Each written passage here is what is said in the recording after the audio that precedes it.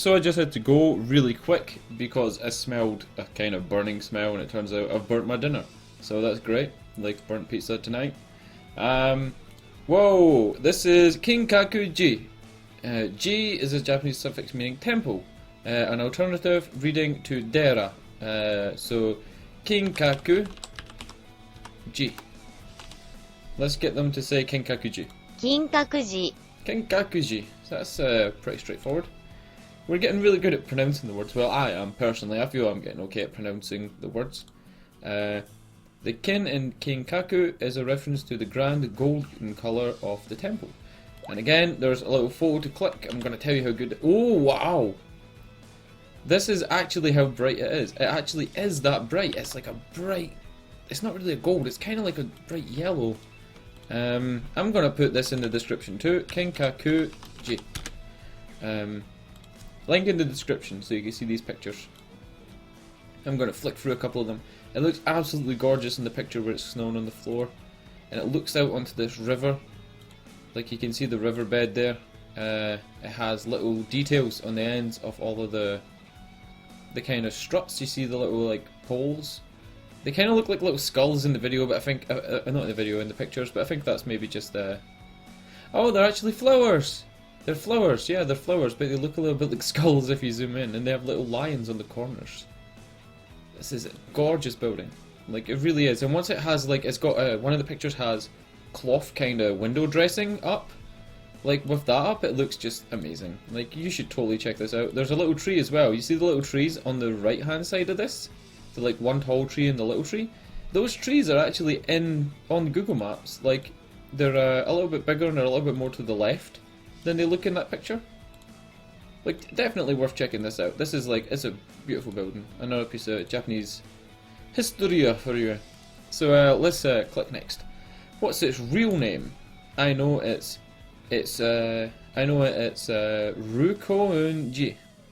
Rukounji. That's right. You really know your stuff, Akira. Hold your applause until the end. I still know lots more about the Rukounji. Akira's like, oh, she's so bossy. In like a really cute way. Because she's cute, like you can't really take her seriously or get offended. But like she's so bossy. Like she would probably piss you off like all the time. Then why don't you tell us about it, Akira? And she's like, haha, leave it to me.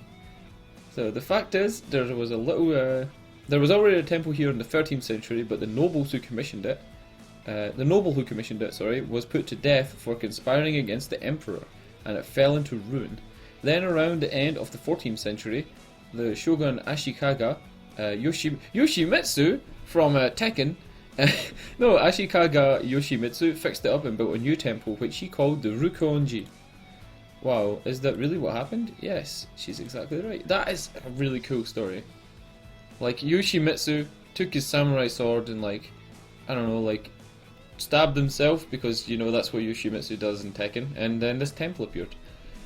Wait a minute, why are you asking Oni-chan for confirmation? No reason, I just wanted to be sure.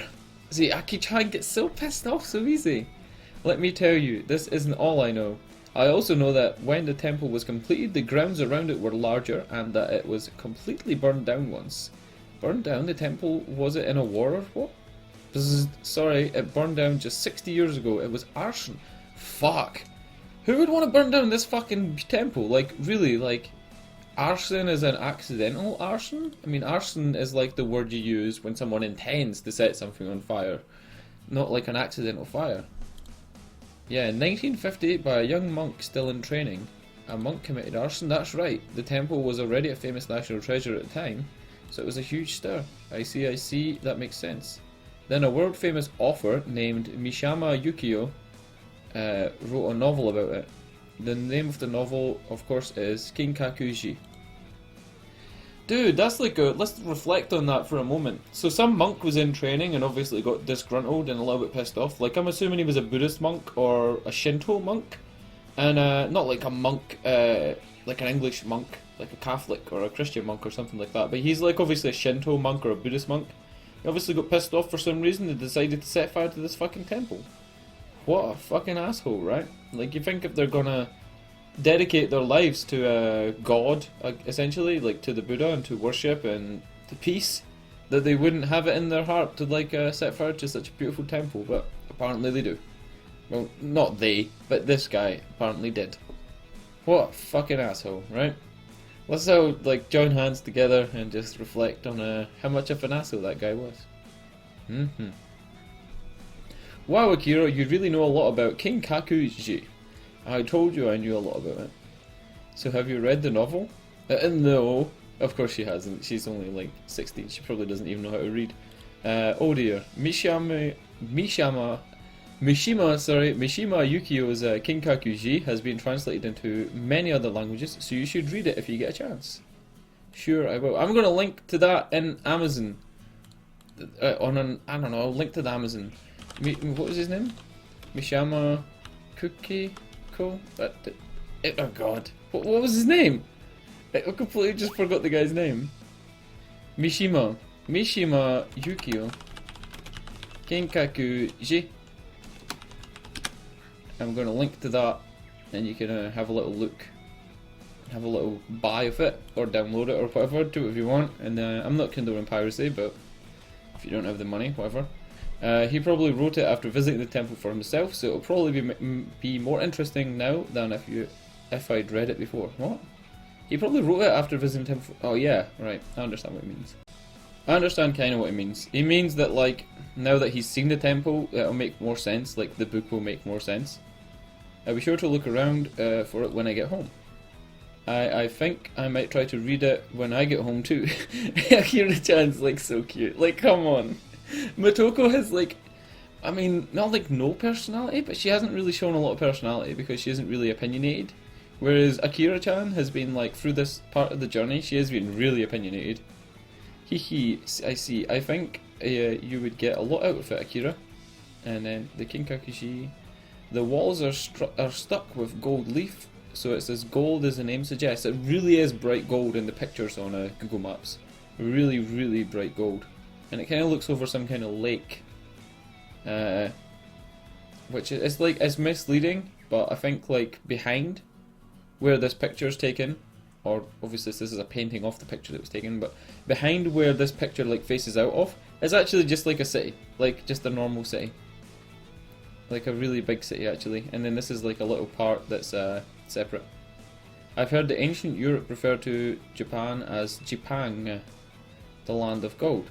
But look at this, I can see why Marco Polo would have felt that way. Ah, so we're with Motoko. She's asking us, what do you think of Kyoto so far? And we're saying, let's see. At first I wasn't really seeing the town's history and culture at all, but the more we walk around, the more I feel the traditional atmosphere seeping in all over. Probably the wooden buildings and the wooden signs will really like, and if people are walking around in kimonos and robes, like it'll feel really traditional. Akira-chan just slid in from the side there and was like, that's right. Kyoto has a lot of temples and shrines, so you can walk around from temple to temple and shrine to shrine on a kind of pilgrimage, I guess. Just walking around can give you a deep impression of the town. Yeah, that's really true. But how do I say this? It's more than that. There's, like, even among the small shops, so many of them sell traditional craft goods, so that also gives me the impression of a town that values its history. Motoko's saying, that's true. While Kyoto continues to expand, the city as a whole does protect its traditions. I think that's what makes it amazing. Preserving its history while taking in the new, but now that I think about it, I think Tokyo has a similar sort of atmosphere. With Kyoto, it just feels a whole lot sharper. When I think about it that way, Kyoto really is like a representation of Japan itself. Ah, that's it. There's one more thing that surprised me in coming to Kyoto. Surprised you? What is it? You know, the language. Language, I see, because it's not like the Tokyo Japanese. That's right, it's a dialect, right? The accent and the words people use here, it's nothing like the Japanese I know. That's true, people in Kyoto and near Osaka and Kobe speak what's called Kansai Ben. Kansai Ben? Yes, it's specifically Kobe and Osaka and Kyoto all have their own dialects, but the general term for it is Kansai Ben. Kansai Ben, I see. It's hard for even native Japanese to imitate Kansai Ben. It's a unique way of speaking. I see, but how should I say It feels like it has nuances that I don't hear in the Japanese of Tokyo. That's true, it's fast paced and kind of funny. That's right, when you listen in on an exchange, it almost sounds like they might burst out laughing. You remember what I said before? That Kyoto was the capital of Japan a long time ago? While that was going on, the city of Osaka was also developing next door. Osaka developed as a merchant city. They based their lives around merchant culture, so I think their language developed around the interaction between a shop owner and customer. Making the customer feel comfortable is so important in the business world. You mean they make them laugh so that they relax and feel more likely to buy things? It's just my own speculation, but I wonder if it's true or not. If it might be true or not. The real Kansai has done a lot to develop comedians and comedy culture, so you might hear Kansai Ben on TV too. Now that I think about it, it sounds really cute when girls speak it too. Well, I really want to hear this Kansai Ben. I suppose I would need to know like what actual Japanese sounds like. I mean, I do roughly know what Japanese sounds like from watching subtitled anime. Like, I can get a general idea of what like Japanese sounds like, but Kansai Ben sounds like if it's a funny language, like it sounds funny, but it also sounds cute when a girl says it. I don't know. Can we maybe like relate it to something like a southern kind of hillbilly American accent? Because you know when like a woman has like a southern accent, like from Louisiana or like somewhere down south in America, it's kind of sexy, like in a way. And then if a man says it, he sounds like a hillbilly and he sounds kind of funny and stupid. I'm not going to do the accent here, but you know what I mean? Like a kind of cowboy, hillbilly kind of hick language. We don't speak Kansai Ben. Does that mean you don't think we're good? Aki-chan, stop taking everything the wrong way. She gets so insulted. Like, easily insulted. Aki-chan, you really need to stop taking things the wrong way, dude. That's not it. That's not what I was trying to say at all. Jesus, she takes everything the wrong way. Oh god, what did I click there? So you're saying you wish we both spoke Kansai Ben? Look how angry she is! Aki-chan, I'm sorry! Dude, I want to hug Aki-chan so much. I just want to be like, I'm so sorry. I'm so sorry, Aki-chan. I didn't mean to upset you. That's right, I mean, that's exactly the same complaint. Even without speaking Kansai Ben, I think we make a good comedy team, don't? Yeah, you fucking do. Motoko and fucking Akira, like, comedy duo of the century. Like, genuinely. There hasn't been a greater duo since like Motoko and Akira. The better duo than Motoko and Akira is Motoko's fun bags, her boobs, left and right. Dude. Oh, I think we fell over and we're now looking at the sky because like Jesus Christ, just laughing so hard at them. Anyway, let's go on one last place today. Okay, before we move places, I want to talk a little bit about Kansai Ben and accents. In Scotland, we have probably around about 10 different unique accents. Like, the kind of northern Scottish is, like, really strange. And then, there's a place called Dundee. And in Dundee, it's kind of like a posher accent, I would say. Like a more, not snobby accent, but it's almost like they're trying to stop having a Scottish accent. If you look up somebody like Lorraine Kelly, you'll be able to like realise what a kind of Dundee accent sounds like. And then there's an Aberdeen accent, and Aberdeen's accents is really quick, and then they stick words together and make like new words, and it's really hard to fucking understand someone when they're from Aberdeen. And then there's a kind of Fifer accent. Like right now, this is my real accent. Like in none of my videos, I'm kind of more using my real accent in the videos where I have co-op with Lewis. So there's a Minecraft video and there's obviously the Sanctum series that has closer to my real accent.